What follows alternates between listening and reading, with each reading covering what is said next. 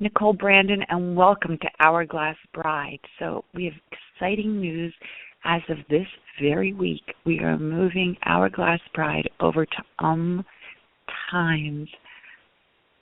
Times, incredible, amazing, enlightening, and conscious network. So you will find us now live Thursday evenings at 6 p.m. Pacific Time, 9 p.m. Eastern Time on Time. So please find us there. Monday nights, Passionate Living on Time, 6 p.m. Pacific Time, 9 p.m. Eastern Time, and Thursday evenings we will have Hourglass Bride and our Bridal Talk Radio on Time, 6 p.m. Pacific, 9 p.m. Eastern Time. And here we will still be playing our encore performances of our favorite shows. But to hear us live and join us with that surge of energy, jump over and join us on Time. So we look forward to finding you there today. Please enjoy one of my very favorite shows that we've done, and certainly one of my favorite encore performances of all time, Wendy Newman and Dating 101. Enjoy the show, and we look forward to seeing you on Times. It's Nicole Brandon, and welcome to Hourglass Bride. I am so excited and so thrilled for today's guest. What a fun show we have ahead of you. Today's guest is Wendy Newman, and Wendy lives in San Francisco, one of my very favorite cities in the whole entire world. So I'm so jealous and so happy that's where she is. And Wendy has led over 100 workshops about men, sex, dating, online dating, and partnership to absolutely thousands of women in the United States and Canada. And as a workshop leader, Wendy leads Celebrating Men, Satisfying Women, and Celebrating Men and Sex. And both of those are 2-day workshops provided by PAX. And we've talked many times on this show about the PAX programs and Alison Armstrong and how much I wanted to bring people on to talk about the PAX programming, because I just love these workshops. I think for communication, for intimacy, for everything, there's just no better work. It's just absolutely incredible, and I'm so excited to talk about that today. And also, as a dating and sex educator, Wendy leads in-person and live teleclasses, and she provides personal coaching. She is amazing. She is what one would call a compassionate fellow dater who navigated her way through 120, let me repeat that again, she navigated her way through 120 first dates before she retired her dating scar for her lucky first date 121. I love this. I think this is just one of the most incredible things I've ever heard. And out of her experience emerged this incredible book, 101 First Dates, a survival guide for the single girl. And it provides practical wisdom along with 101 short stories of her adventures on actual dates. That's hysterical. I can't wait to talk about that. And over the past 10 years, in her professional life as a workshop leader and in her personal dating life, she's interviewed thousands of men on sex, dating, relationships, as well as women. And she conducts polls, she has intimate one-on-one discussions, and she's witnessed well over 100 panels of men talking on these topics. And then you add to that all the extensive research and input from outside sources, and also her good old-fashioned trial and error, and you get someone with such a broad base of knowledge in the area of partnership. She is passionate. She's uninhibited. She helps people be free in their lives, gain freedom from whatever the pressures are of the culture, and she really helps people break through the limitations that they place on themselves. She is just amazing as a communicator, and I am so thrilled, so absolutely excited, elated, jumping up for joy, full of zest, zeal, and all of those things for today's guest. Just what a spectacular topic and incredible show. Wendy, welcome to Hourglass Bride. Thank you so much for having me, Nicole. Boy, I want to take you around with me everywhere. I love that introduction. No, Thank you. My gosh, just amazing. So I guess one of my first questions, and one of the things I always love talking to people about, is when you were small. You know, I talk about it, and it's funny because I don't think I've ever talked about it on the show, but I talk about on stages all the time, that when I was in nursery school, how I would never take a nap. I would never, ever, ever, ever, ever nap. And not only would I not nap, but I always wanted to wake up all the sleeping children so they play with me, and they had to put me out in the yard. And what I finally realized was that when I was 4 years old, I knew exactly what I wanted to do, which is to wake up all the sleeping people so they'll play with me. I just now have a platform to do it, and that's what I'm doing now. And so did you know, like when you were a kid, were you always one that helped people in relationships, or where did you begin? How did this journey, because I'm reading this bio and I'm grinning from ear to ear. I look like a little Cheshire cat if you had a picture of me right now. It's the most incredible subject I've ever heard, that you went on 120 dates, and the fact that you have this history of PACS, which is one of my favorite programming in the world. So where did the journey start? Well, if you didn't believe in fate, I would absolutely call it an accident. So when I was a little girl, I was passionate. And what I was passionate about was candy. And I think I wanted to work for a candy store or own one. I think that was my largest ambition in life. So helping others, waking people up, I wanted candy.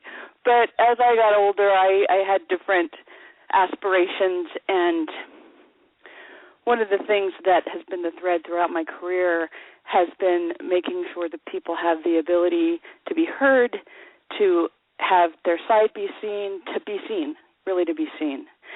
And I got involved with PACS programs 11 years ago strictly by accident. My best friend said, "Hey, do you want to do this thing?"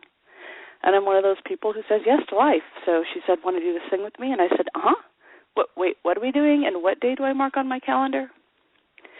And at the time, I was just ending a marriage, a 12-year marriage. And I had no idea what I was walking into, but what I knew was it was 2 days, it was about men, I liked men, and I was sort of terrified by men. I had done a really good job picking a man as a husband that I could easily manage. I could not control so much, but, he just was very manageable. I could keep him in check.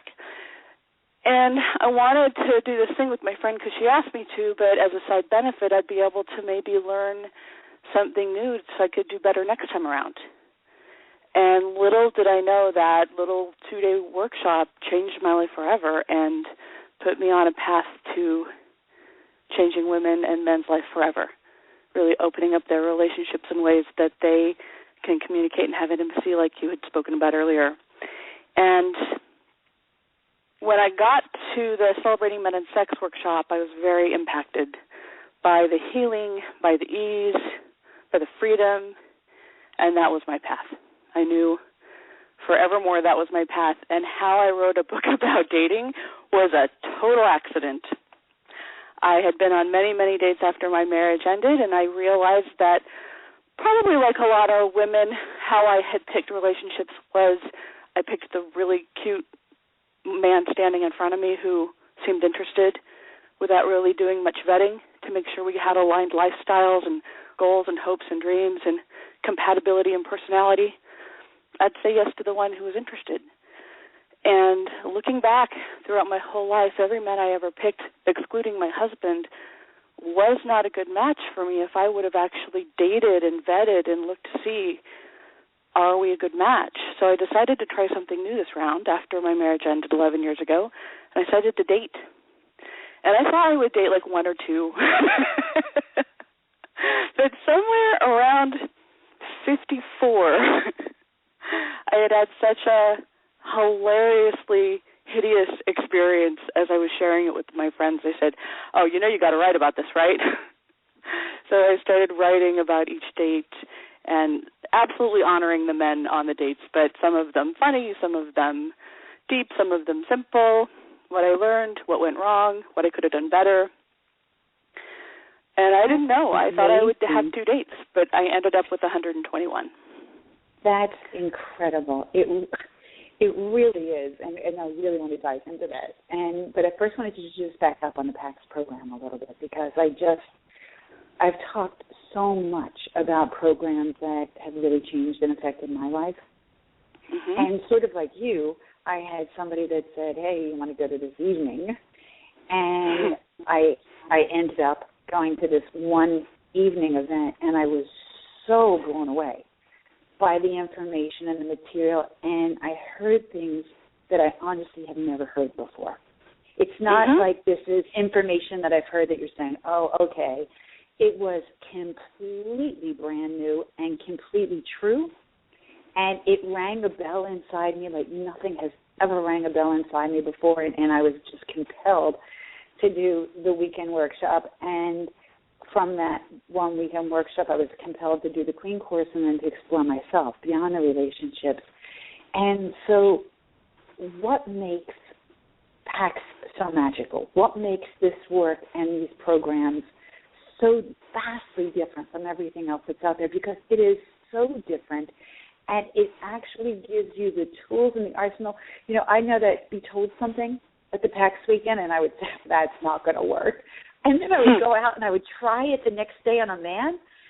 Oh, my gosh. It was like I said magic words, like hocus pocus or something. You know, it just shifted, and I said, oh, my God, if I knew that, or if I knew to listen differently, or if I knew when a man says this is what he means. And so how would you say that PAX is different in the programs that you're leading and teaching and have come from, are separate from everything else out there? Because it's really true, and it really, once you go there, it awakens you to relationships like nothing else.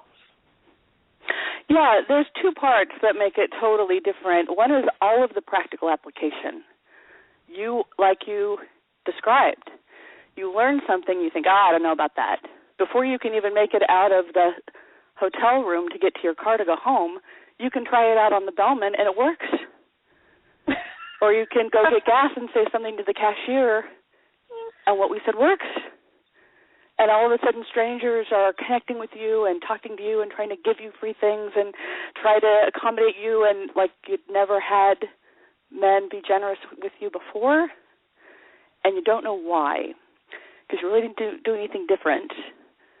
You did do something different. You actually took on an attitude of what we're talking about. You actually took on a new point of view and opened yourself in a way that you didn't even realize while you were intaking the information throughout the day. Very little effort is put in on your part. It's not like you, as you know, you don't leave with a to-do list. But just the slightest tweaks in how we speak and how we listen make all the difference in the world. And the second part is the reason it works is because women are teaching women about men. Unfortunately, men have been telling us what we're teaching women. They've been telling us this our whole lives, and we can't hear it. It falls on deaf ears. And it's not that we're bad or we are intentionally blocking it or we don't trust them or listen to them. It's not that. It's literally in our design, we just don't hear it, which is actually good news, because you come hear a woman tell a woman how a man is, and you might be skeptical, and then you leave, and then you try it out, and it works. And then in the world, you hear men say the exact thing you heard in the workshop. And then the light goes on, and they've been saying it your whole life, and they're saying it every day after that, and it reinforces how easy life can be in that way. Do you find that to be true, too? I do. I mean, it's incredible. And certain things, that expressions that a man will use, or the timing issues, I thought were amazing, learning about when a man comes home or when he takes home an hour. I mean, it's a different sense of time and a different sense of, and without us even knowing that. I mean, it's incredible that when you see it and it happens, it's really life-altering. And I think that one of the things that affected me the most, beyond the work, and the work itself is just, like I said, I can't compare it to anything, because I just think it's just the top-notch of information out there. And once you learn this, you never go back. And the relationships you have with your father, with your brothers, with your friends, with your coworkers, it changes everything. Like you're saying with the bellman, with the clerk, it doesn't matter. Once you learn how men speak, but one of the things that so greatly affected me, and I saw that it was on your bio, are the men panels. So could you talk a little bit about what men say and how that works when men come in and talk? Yeah, what's really great about the man panel is we have one during every workshop at the end of Sunday. Our workshops are always Saturday and Sunday. And we let the participants get all the way through Sunday of listening to me tell them about how men are. But when the men come, they get to answer questions that women have. And a lot of the questions that women have are trick questions. They're questions based on, is what you said true? Is this really true? Is when this happens and you do this, did you really mean that? And you never meant the other thing that I always thought it meant? So they get a stack of questions each, and they answer the women's questions live for about an hour. And we don't coach them. When they come, the men are given to us by women who have done the workshop before. They put in names of men they know. And we don't know them, and what we say is, can you be here from 3 to 5, and do you love women? That's it. And they come in, and they answer our questions, the women's questions in the room, and by the time they leave, it really seals the deal for the women because it validates everything that I said all weekend, and even the language that I use comes out of the men's mouth. The words that I use, the phrases that I use to teach women how to connect with men, how to get a man's attention, are the same words that men are using on stage. And it's hilarious because, of course, they think, you coached him, but we don't. Because how we got our information, how we got our 2 days' worth of programming for celebrating men satisfying women and 2 days for all the other programs, 3 days for Queen, how we get all of our information is from men. Started with Alison Armstrong asking the question, what if they have a really good reason for doing that thing they did, that thing that a woman would never do? What if he had a good reason for that? Why would he do that? And then listening, and she started with that very simple question, why? Why do you do that?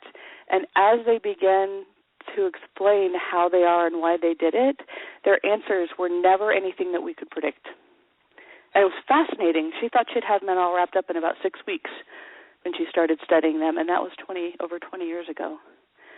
So we get our information from men, but like I said at the start of the call, we as women instinctually can't hear it in a way that's powerful until you hear it from another woman.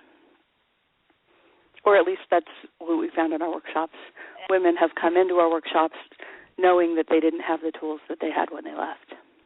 I think it's so profound. It really is. And I know I was absolutely riveted and fascinated and humored. I don't remember laughing and crying simultaneously at any point in my life the way that I did when the men were on stage. Yeah. Because it does something to you inside. And it opens you, and I think especially for people that are getting married or in relationships, or even people that have been in 25-year relationships that are looking to deepen their love. And we have a lot of listeners here who have been married 3 and 5 times, and they're looking to do it correctly this time, and they want to know it's different. And so I just think that these courses that you're teaching are so important. And I can't think of a better tool. And, we have Valentine's coming up. And if there is any man in your life that you love, or if you are interested in having a Valentine and a future with a man, I can't imagine a better gift to yourself and loving yourself than taking these classes and taking these courses. So I just, would highly recommend that people find you, and we're going to talk about how to do that, but truly, what a wonderful way to be able to, if you do love somebody, love them in a better way and in a deeper way. And if you're looking to love somebody, what a great way to be able to find the love of your life. And certainly what a great gift to yourself. So it's amazing. And so you took the class, somebody dragged you to this class, and you said, oh, okay, I go everywhere, I do everything. And you took this class, and you sat there, and your jaw hit the floor. And then once you picked your jaw off the floor, how did you end up facilitating and teaching? Because that's a huge step up the ladder to say, okay, not only did this change my life, but now I'm going to go teach this to thousands of people in several countries. I actually had no intention of ever leading a workshop, ever. And I started working for the company right after we did that weekend together. My best friend and I took the workshop, and we were asked to come volunteer, which we did, and right off the bat, it was a much smaller company then, people around campus started saying, hey, we like you two. You might want to think about doing production and management. So I was a workshop manager, which is the hardest job there. They're in charge of all the production and everything that ever happens during a 2-day workshop. They're responsible for everything, including all the participants' well-being and everything, except for the one thing they're not responsible is what comes out of the leader's mouth, which is sometimes their problem too. But so I did that job for a couple of years, and I loved it, and I loved the back of the room, and I had no intention of moving to the front of it until I heard the two Celebrating Men and Sex Workshops leaders bickering over neither of them wanted to travel anymore and nobody wanted to fly to New York. At which point I smacked both of their arms as hard as I could, put my hands on my hips and said, I'll go. It's a privilege. You should love this workshop. It changes lives. Wow. It's the most powerful thing I've ever had in my life. Don't bicker over New York. And they cracked up and said, we were waiting for you. So I started training to lead Celebrating Men and Sex, and in order to do that, I got to lead the introductory 2-day workshop Celebrating Men, Satisfying Women, which is a requirement to do the graduate workshops, which is Celebrating Men and Sex as a graduate workshop. And I love it. I love them both. Okay. It's a privilege. And so, I mean, that I could just see you with your little hands on your hips. I could just see. What about me? So mad at them didn't want to fly to New York to lead a workshop, change women's lives.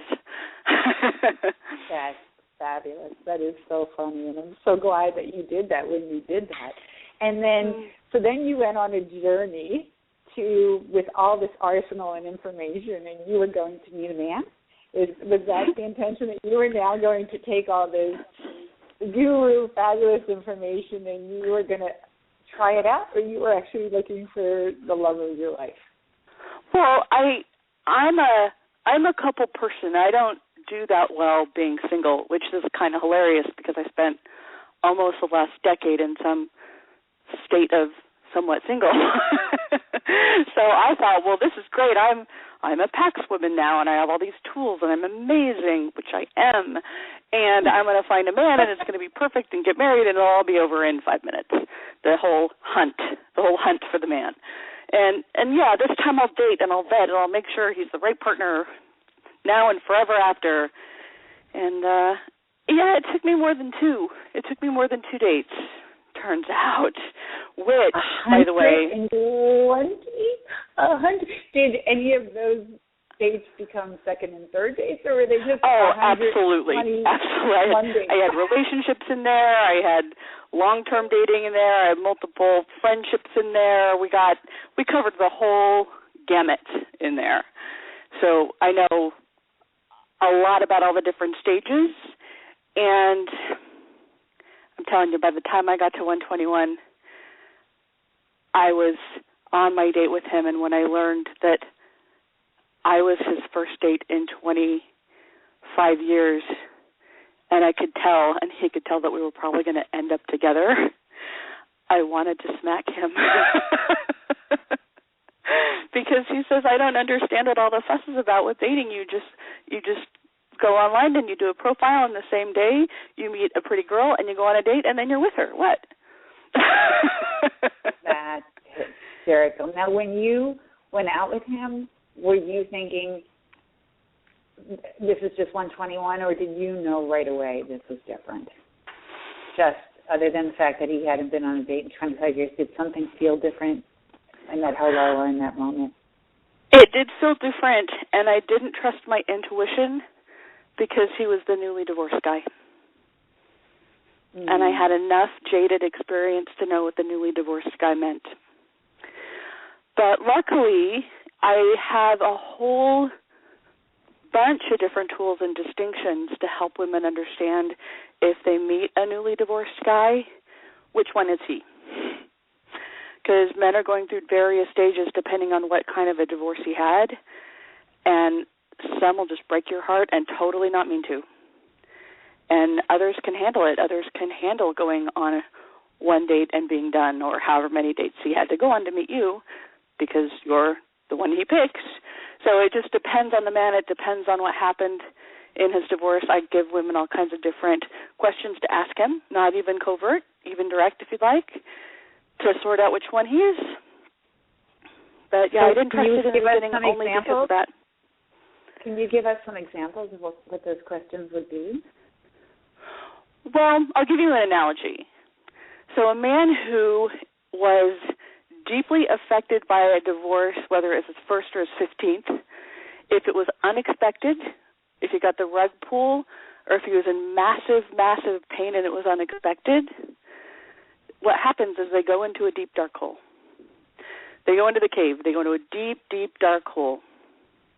And they're thinking about coming out. They start to date when they're not ready. Start talking about coming out of the hole, and they meet you. And you're delightful, and you're wonderful, and you're warm, and you're kind, and you're a breath of fresh air, and he's so glad to meet you, and he's going to spend time with you, and he has nothing to give you. Nothing. And the problem with that particular flavor, and again, there are many questions to ask around this, but that particular flavor will accidentally use you as the ladder to climb out of the hole. And when he gets on dry land above, he looks around and says, ooh, the sun is shining, the birds are singing, what a beautiful world, I'm off. And he doesn't think to take the ladder with him. It happens. It's called a rebound. Great analogy.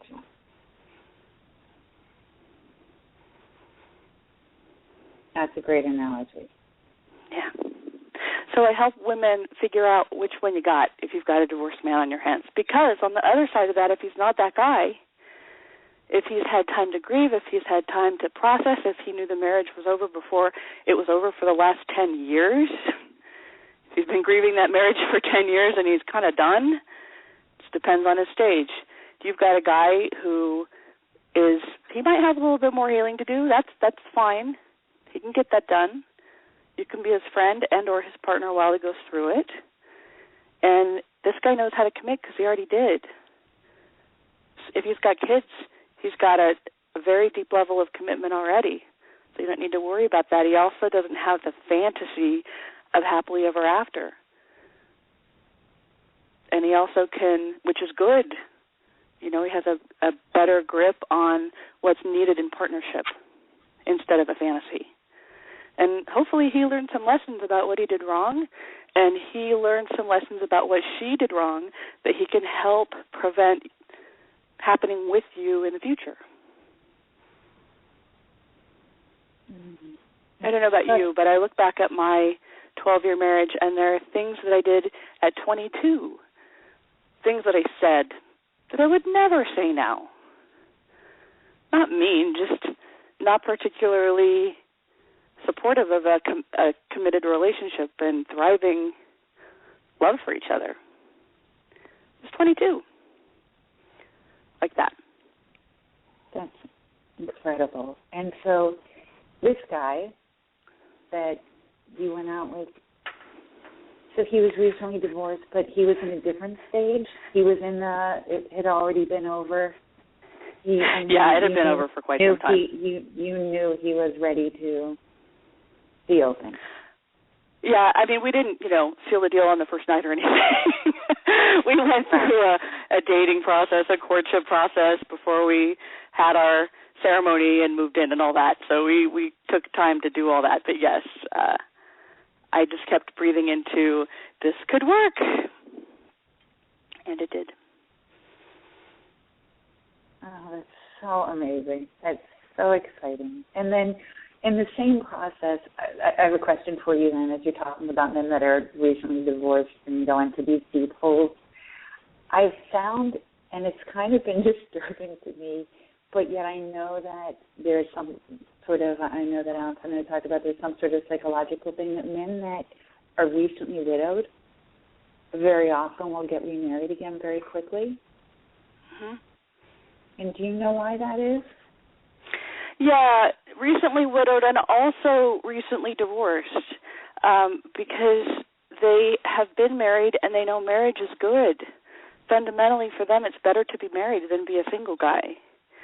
So it's not necessarily I want to replace my wife, but it's I appreciate the companionship model and must have that again. I will find a different version of that.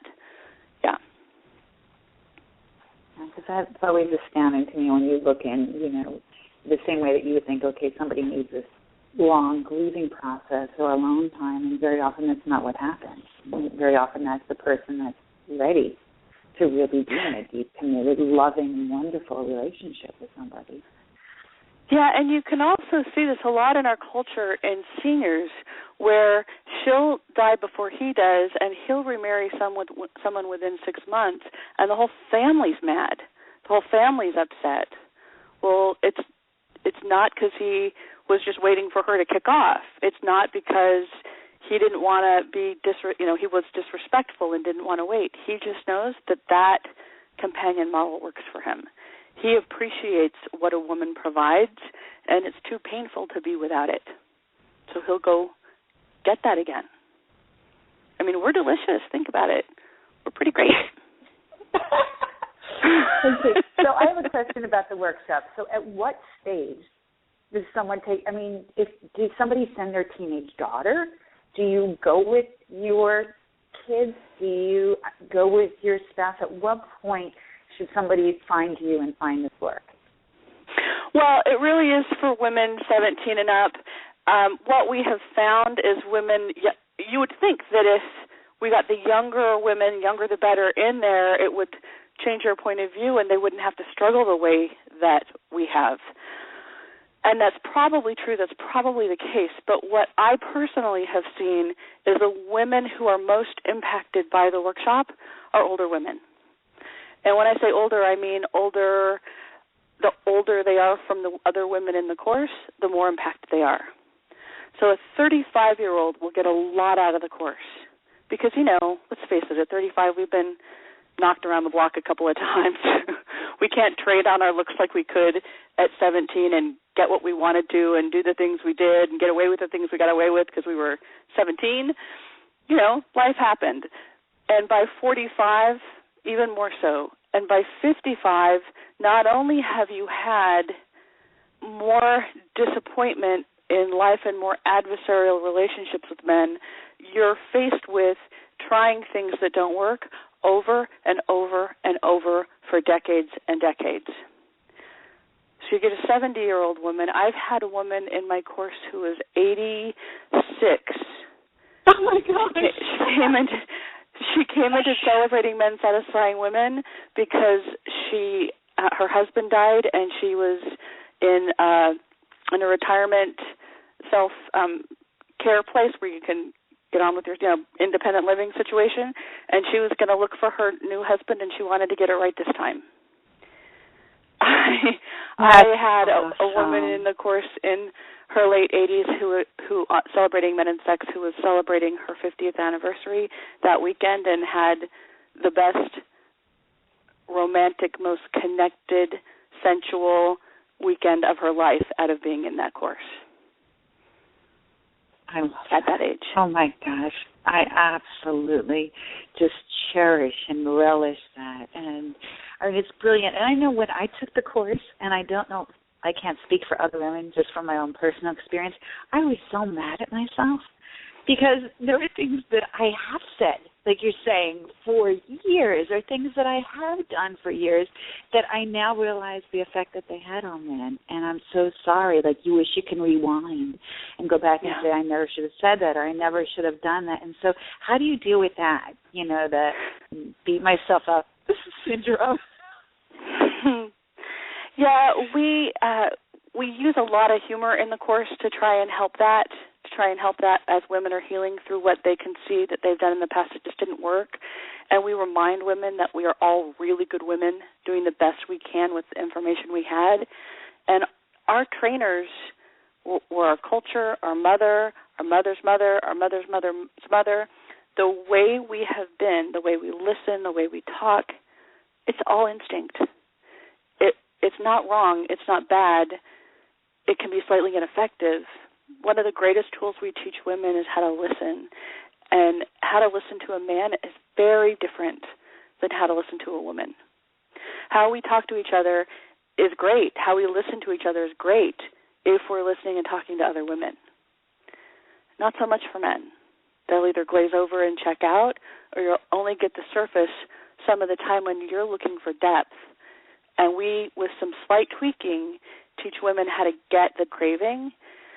And there's just so much, not shame, but just sadness over what got missed through all the years before that could have been different if you'd known it earlier. And you did the best you could. You know, you live in our culture, you used your own instincts, you were trained by your very good trainers, and we found something that can change that. We found something that can change it in a way that you can be effective with men. And we just never had access to it the way we get at it before, because we didn't have a woman for 20 years getting all this information and collecting it from men in a way, putting it together in a way that women could actually hear it for the first time. I love that, we learn the use of words and what people say and what they hear and how they. One of my favorite lines from all-time movies is from the movie Yentl. And there's a line in there where she says to him, "You look pensive." And he says, "No, I was just thinking." It's such a great line. Well, how many times have you asked a man, "How do you feel?" What does he say? Fine. Fine. That's not what you're looking for. Yeah, we actually teach you the words to use to get the answer you're looking for that isn't fine. Yeah. So I love that. And then you accidentally, with all of this information, wrote a book. How does somebody accidentally write a book? I know. There are people that I should write my life story. It's a lifelong wish and journey to write a book. How does one accidentally write a book? Well, in April of 2010, it was bad date 54.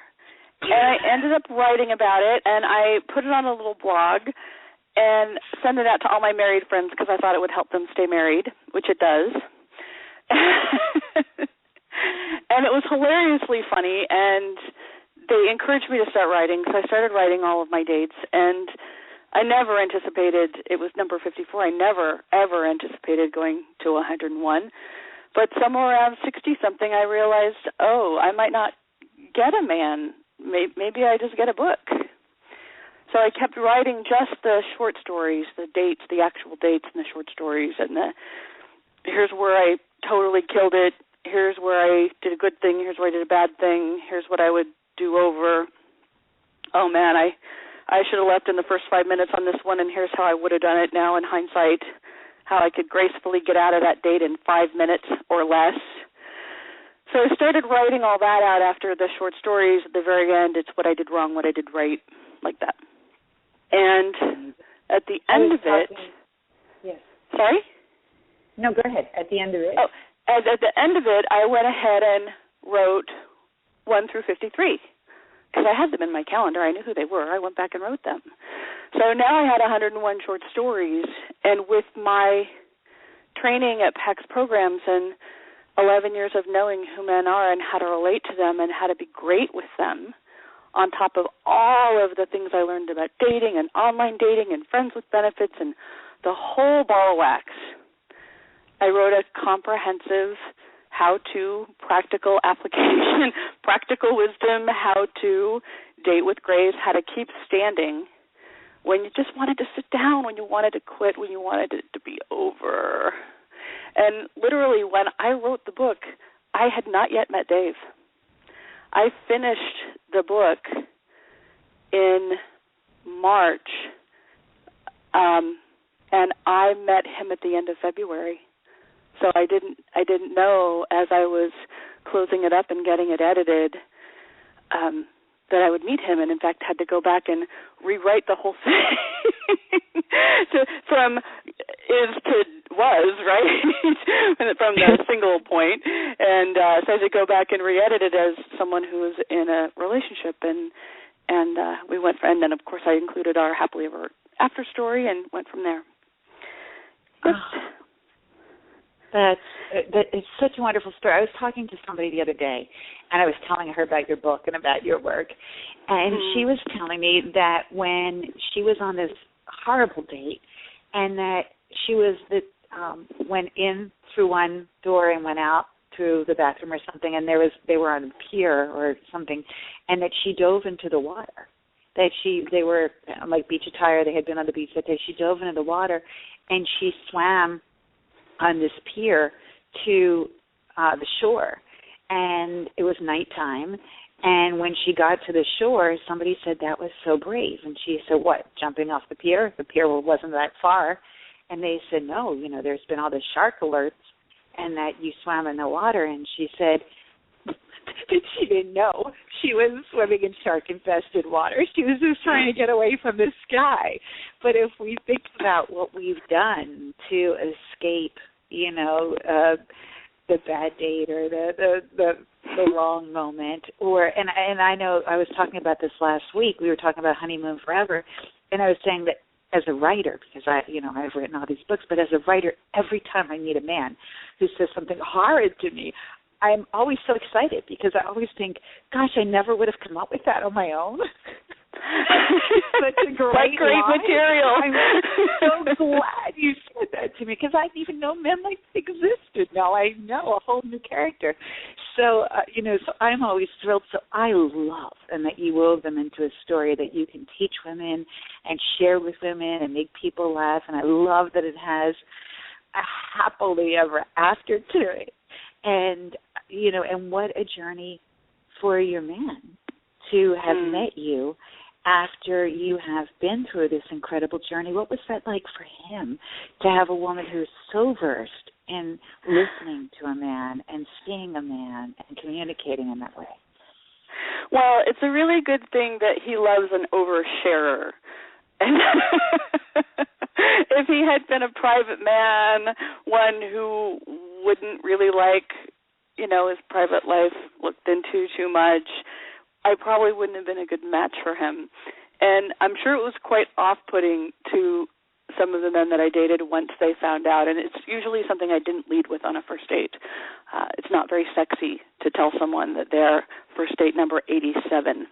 So I usually never led with that. And if I had more than one date, usually by the second or third date, I would disclose who I was and what I've been doing as a hobby. It did put some men off, and luckily Dave is the right match for me. I mean, he's a male version of me. We're a lot alike, so he's fine with that. He's my biggest cheerleader. I love that. And then, Wendy, how do people find you in your workshops? And you said that you do teleseminars. Can people do it online? Do people come work with you? And I know that you work in several countries. Can they Skype you? I mean, I know how talented you are, and this information, like I said, is the best information out there. And so, so how does somebody give us your information and load down for all of the ways that we can, all these women, I'm sure, are just biting at the bit now saying, give me those words that work. Sure, yeah, the actual book is not out yet because I've been tortured by I'm agent hunting, so I'm being silly. I'm trying to do the old-fashioned get publishing house route versus self-publishing, and boy, if I had self-published, it would have been out last year. But so I'm still working on that, and in the meantime, I couldn't wait anymore. Women were asking me for help, and they wanted the information now. So I ended up creating a couple of different classes, and now I finally have the formula that works for me and for women. It gives them enough of what they need, and it's an 8-week telecourse, so you can be anywhere. And if you miss a call, you can listen to the recording later. I also sell recordings of the class, but it's not the same at all. The class is interactive, and you can ask questions, and there's homework, and there's much more to it. Plus, you get 40 minutes one-on-one coaching with me on the side, and the class is an hour and 15 each week if you're in the live class. So I do live classes. The 8-week course can be found on 101dates.com. And if you're the type of person who you're a consumer, you just want to listen like a book on tape instead of participate like you would in a workshop, then you can just buy recordings on that site as well. You could do either depending on what your style is. If you're a reader or a listener, recordings are good. If you're a participator and you want to get in there and get intimate and close and do homework and all that kind of stuff, then take the class. Yep. That's great. And then are you still leading that's great. Sorry? And then are you still leading the live workshops as well? Yes, Celebrating Men, Satisfying Women, and Celebrating Men and Sex. To see my schedule, you can go to Wendy Speaks, like a dog, woof, wendyspeaks.com, and that shows you everything I do. It shows you what classes I'm leading, and it gives you, if you want one-on-one time with me because you need coaching, you can just book it right there online. Yep. That's just incredible. And as I was sharing, I noticed a difference in the relationship, in all my relationships, with my father, with my brother, with my business colleagues, with some of my closest male friends, and even my female friends, because they would notice my relationships were different with their sons, with their husbands, it's changed so much of my life, and I'm always impressed and amazed that it transcends in different countries. That you would say, then respond to this word, and then I would try that word in Italian, or I would try that word when I'm in France and use that same word, and it works. It's not a cultural thing you're teaching. It's a man communication between men and women that you're teaching. And that, to me, is astounding. I've never seen that anywhere. Yeah, and it very much forms, I'll speak for me personally, it very much formed how I relate to men and how I love men. And I don't really know because, like I said, I have been so immersed in this work for the last 11 years, it really is who I am as a person, so I can't distinguish me from that work, that body of work. But I don't know if I would have been willing to go on 121 first dates with men if I didn't love them, if I didn't know who they are, if I didn't know who men are for women, if I didn't have the attitude that I have about men. I don't know if I could have done it. I think I would have thought they were all jerks after a while. So I think the background that I have actually had my life be possible. And luckily in the book, I help women be more efficient so they don't have to do 121. I wrote the book that you can take one. I took one for the team. They don't have to do some of those things that I did. Wow. Wendy, we have a question for you. Hold on one second. Let me bring somebody on. I love watching people type, and I love watching people come on as well and ask what's in their heart and their journey. Let me see. Dun, dun, dun. Hi, Jay. Welcome to the show. Hi. Thank you. Hi. My pleasure. So are you familiar with this work? Because, like I said, for me, it was life-changing. Yes, I am familiar with the work, and I am waiting patiently to get the book. However, since she's on the show today, I have a question because I am having a challenge in the dating arena. I'm ready. Okay, so there's this guy I like, and I've been dating him for the last 2 months. And my challenge is he does not like to plan our get-togethers. He wants them to just naturally unfold, and what ends up happening is I end up not seeing him on the weekends because my friends will get to me before he does, and I end up seeing him during the weekday, and I'm beginning to get a little frustrated and just wanting to leave. And I think I need to have a conversation, I just don't know how to go about it in a way that he can really get the importance of planning versus if you're not busy and I'm not busy, then let's get together. So that's my question. How can I get him to see the importance of planning a date versus letting it naturally unfold? Very good question. I'm going to answer your question, and I'm going to answer it in a way that it could be for different stages for everybody. Okay. So if you're newly dating, which 2 months is new, but you're new enough you can have a deeper conversation than where I'm going right now. But if you're newly dating and you're in that really frustrating place where he waits till the last possible second, or it's Friday and you want to make plans for the weekend, and I'm sorry, we get done planning by Wednesday. Would really like to know by Tuesday which night or day we're saving for them, because then we can plan the rest of our life with our friends, right? So if you're in that spot where you're dating someone newly, it's been a couple of weeks, you could actually say, hey, my dance card is filling up. Do you want me to save either of the days, Friday or Saturday for you, or Saturday and Sunday for you? We don't have to work out the details. Just let me know what to block out of the calendar. Or I'm starting to get invitations to things. Do you want to save any of my time? Now, a couple months down the road, if you're 2 months down the road, you might want to have a conversation, because it sounds like you've already started having that flavor of conversation. So I would just have the conversation with him, a very direct, to-the-point conversation in the kindest way possible of, I love spending time with you, and I actually want to spend time with you on the weekend. Spending time with you on the weekends makes me really happy. And unfortunately, because you're so casual about it, so can we not have such a casual structure for the weekend? We can stay casual in what we do, but let's not be so casual about the time that I need to block out on my calendar so I can save time for you. I want to make sure I have time for you. So I would come from the point of view, I want to make sure I have time for you instead of when do I get to see you next. Did that help?